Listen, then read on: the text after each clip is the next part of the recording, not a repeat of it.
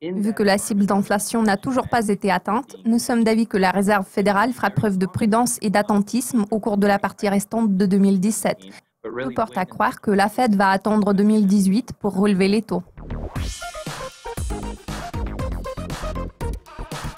Grégory, bonjour. Merci de nous avoir rejoints aujourd'hui. C'est toujours un plaisir de discuter avec vous. Aujourd'hui, nous nous focaliserons principalement sur le FOMC.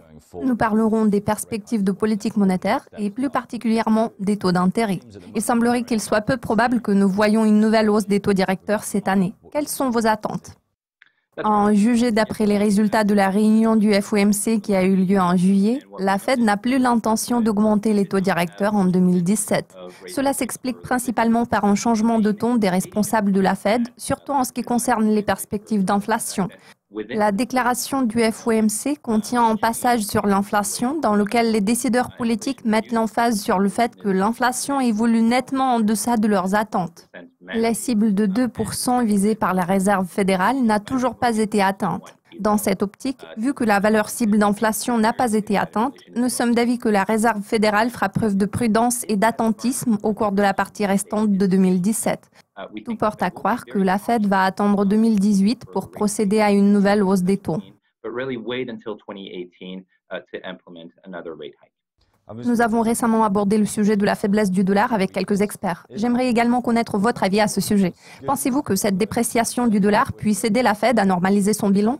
Vous avez raison. Il est à noter que le dollar s'est fortement raffermi en réaction aux résultats de la présidentielle américaine. Cette appréciation était principalement attribuable aux attentes d'un plan massif de relance budgétaire visant à stimuler l'économie, ainsi qu'aux attentes liées à la déréglementation financière qui devait faciliter la vie des entreprises. Cependant, nous avons récemment constaté une déception générale face au manque de progrès dans les domaines susmentionnés.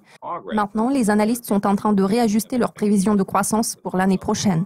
Les perspectives sont devenues moins optimistes. Cela a entraîné une baisse du dollar. Le billet vert a perdu près de 7-8% depuis le début de l'année. En général, cet affaiblissement du dollar a exercé une incidence positive sur l'activité commerciale des entreprises américaines grâce à l'augmentation de leur compétitivité. Il est à noter qu'en règle générale, une dépréciation de la monnaie entraîne une augmentation des pressions inflationnistes. Il en découle que cela pourrait jouer en faveur de la Fed en termes de réalisation de sa cible d'inflation fixée à 2%.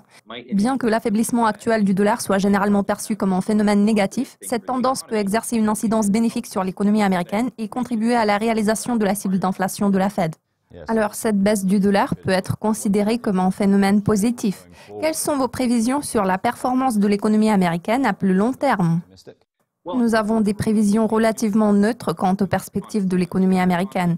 Le rythme de croissance est stable, il se situe aux alentours de 2%. À la limite, cela signifie qu'à l'heure actuelle, il n'y a pas de facteurs critiques qui puissent provoquer des fluctuations dans les deux sens, ce qui est assez bien. Les données fondamentales sont assez solides. Le taux d'emploi reste robuste, les revenus affichent une bonne croissance et les consommateurs continuent à dépenser de l'argent. L'activité des entreprises s'est redynamisée à partir de son plus bas sur 2 ans, enregistré en 2015-2016. Cela s'explique partiellement par une amélioration de la conjoncture mondiale. La zone euro est en bonne posture et la Chine se porte un peu mieux qu'avant. Cela joue en faveur du commerce extérieur des États-Unis. Compte tenu de ce qui précède, l'économie américaine devrait continuer à croître à un rythme de 2%.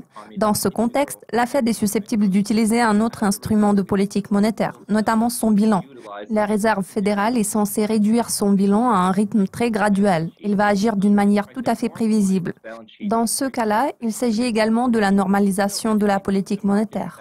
Je tiens toutefois à préciser que la Fed le fera à l'aide d'un outil secondaire au lieu d'utiliser l'outil primaire, notamment la hausse des taux d'intérêt. Grégory, tous mes remerciements pour votre participation. Merci beaucoup. Merci de votre attention. Si vous avez apprécié cette vidéo, nous vous invitons à suivre nos mises à jour régulières sur le site de Dukascopy TV. À la prochaine.